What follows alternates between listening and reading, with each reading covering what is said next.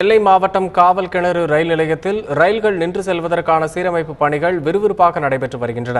ரயில் நிலையத்தை மீண்டும் கொண்டுவரும் பொருட்டு காவல் கிணறு ரயில் நிலைய மீட்புக் குழு உருவாக்கப்பட்டதாகவும் தங்களின் 23 ஆண்டு கால போராட்டத்திற்கு கிடைத்த வெற்றியாக தற்போது 2 மாதங்களில் ரயில்கள் நின்று செல்லும் வகையில் பணிகள் நடைபெற்று வருவதாகவும் மீட்புக் குழுவினர் மகிழ்ச்சி தெரிவித்தனர்.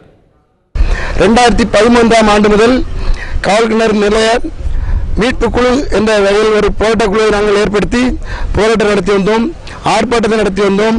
அந்த ஆர்ப்பாட்டங்களை பற்றி தந்தி டிவியானது 2-3 முறை அதனுடைய முக்கியத்துவத்தை குறித்து விரிவாக எங்களுக்கு டெலிகாஸ்ட் செய்தார்கள். அந்த வகையில் தந்தி டிவியை பாராட்டுகிறோம். நாங்கள் கூடங்குளம் அணுமின் நிலையம் சார்பாக ரூபாய் 10 லட்சம் ரூபாயும் மற்றும் இந்த பகுதி மக்களின் பங்களிப்பாக சுமார் 8 லட்சம் ரூபாயும் ஆக 18 லட்சம் ரூபாயை நாங்கள் செலுத்திய பின்பு தற்போது அடிப்படை வசதிகளை மேம்படுத்தும் வேலைகள் நடந்து கொண்டிருக்கிறது.